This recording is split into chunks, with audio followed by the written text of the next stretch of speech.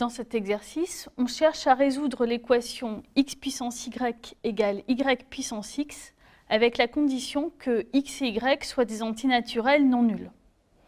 On va commencer par transformer cette équation pour se ramener à étudier une fonction. Alors, x puissance y égale y puissance x, par définition de la fonction puissance, ça équivaut à exponentielle y ln de x égale exponentielle x puissance ln de y. Comme la fonction exponentielle est bijective, ça équivaut à y ln de x égale x ln de y.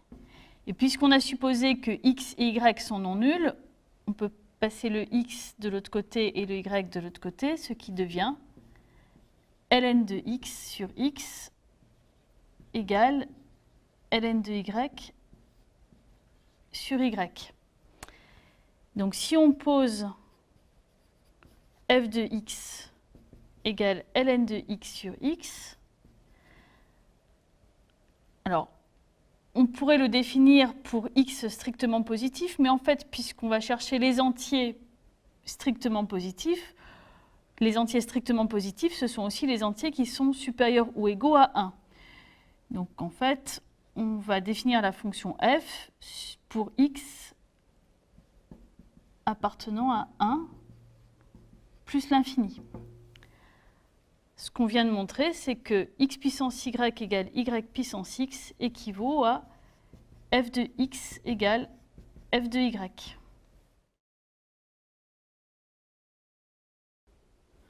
On va donc étudier la fonction définie par f de x égale ln de x sur l'intervalle 1 plus l'infini. C'est une fonction qui, sur cet intervalle, est dérivable, et sa dérivée vaut f' de x égale donc, la dérivée de ln de x fois x moins ln de x fois la dérivée de x sur x au carré. Donc là, c'est la formule de la dérivée d'un quotient. Et ça se simplifie, on obtient donc 1 moins ln de x sur x au carré. Alors, on s'intéresse au signe de f' de x. Le dénominateur est toujours positif. Donc la dérivée au point x est positive lorsque 1 moins ln de x est positive, c'est-à-dire lorsque x est plus petit que e.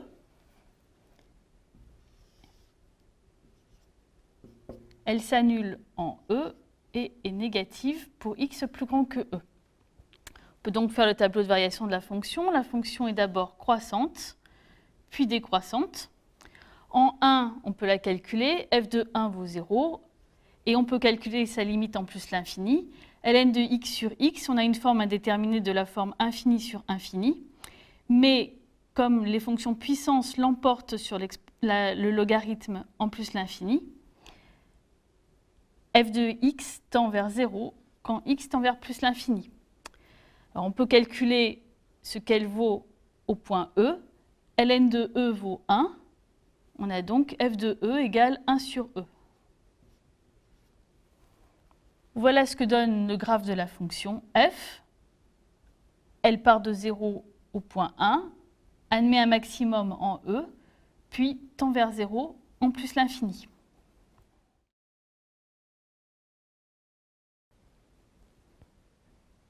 On va maintenant utiliser l'étude de fonctions qu'on vient de faire pour résoudre l'équation x puissance y égale y puissance x, c'est-à-dire f de x égale f de y, avec la condition que x et y sont deux entiers strictement positifs. Alors, on voit, d'après le théorème des valeurs intermédiaires appliqué sur l'intervalle 1e, puisque la fonction f est bien continue sur cet intervalle, que la fonction prendra toutes les valeurs comprises entre 0 et 1 sur e, au moins une fois, et en fait exactement une fois, puisque la fonction est strictement croissante. De même, sur l'intervalle e plus l'infini, la fonction f prendra exactement une fois toutes les valeurs comprises entre 0 et 1 sur e. Donc, si on cherche à résoudre f de x égale f de y, c'est qu'on doit trouver un x entier et un y entier, tel que la fonction f prenne la même valeur en ces deux points. On n'a donc pas d'autre choix que de prendre, par exemple, x de ce côté-là et y de ce côté-là, où évidemment les rôles de x et y peuvent être inversés. Donc, on doit chercher un x compris entre 1 et e, entier, et un y compris entre e et plus l'infini, entier, tel que la fonction f prenne les mêmes valeurs en ces deux points. Mais on n'a pas beaucoup de choix pour le x, puisque on cherche une valeur entière comprise entre 1 et e. Alors, e, ça vaut environ 2,7. Donc, ou bien x égale 1, mais là, on ne va jamais trouver un y entre e et plus l'infini, tel que f de y égale 0, puisqu'on a vu d'après le tableau de variation que f est strictement décroissante ayant comme limite 0 en plus l'infini. Donc on ne peut pas prendre x égale 1, et donc la seule valeur entière qui reste, c'est x égale 2. Alors, regardons ce qui se passe pour x égale 2, on calcule f de x qui vaut ln de 2 sur 2, et on peut montrer facilement que f de 2 égale f de 4. Donc on a bien un premier couple de solutions qui est x égale 2, y égale 4, puisqu'on a f de 2 égale f de 4. Mais on n'a plus d'autre choix, puisque si par exemple on prend y égale 5, on sait qu'il existe une solution, un x tel que f de x égale f de 5, le x étant compris entre 1 et e, mais ce x ne sera plus entier cette fois-ci. Par exemple, là, le x sera compris entre 1 et 2, mais strictement. On a donc trouvé les conditions qu'on cherchait. Alors évidemment, on a l'option x égale y qui fonctionnera toujours, mais sinon, c'est ou bien x égale 2 et y égale 4, ou bien x égale 4 et y égale 2.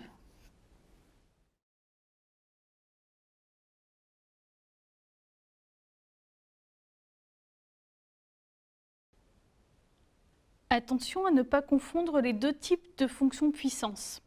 La première, x puissance n, ici l'exposant est fixe. La variable, c'est x. Donc x puissance n, c'est le produit n fois du terme x. On peut aussi l'écrire sous la forme exponentielle n ln de x. C'est une fonction polynomiale. Mais on appelle aussi fonction puissance la fonction qui a x associe a puissance x. Ici, le a est fixe, c'est l'exposant qui varie.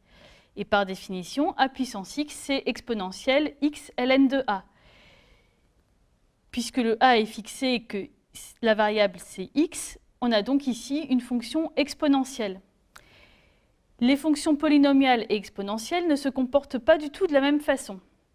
Donc, par exemple, ici, on a représenté le graphe de la fonction a puissance x avec a strictement plus grand que 1. On voit que c'est une fonction exponentielle.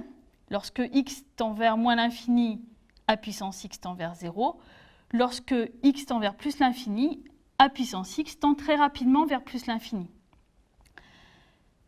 Par contre, la fonction x carré est une fonction polynomiale. On voit qu'elle ne se comporte pas de la même façon que a puissance x. Elle va tendre beaucoup plus lentement vers plus l'infini. On peut aussi considérer les fonctions x puissance 1 sur n, où n est un entier. Donc par exemple ici la fonction x puissance 1 demi, puisque c'est la réciproque de la fonction x carré sur r+, on obtient le graphe de x puissance 1 demi en prenant le symétrique du graphe de x carré par rapport à la première bisectrice. Pour vous entraîner à manipuler les fonctions puissance, vous pouvez par exemple essayer de montrer que a puissance x fois a puissance y, c'est égal à a puissance x plus y, et a puissance x le tout à la puissance y, c'est égal à a puissance xy. Indication, utiliser la définition sous forme d'exponentielle.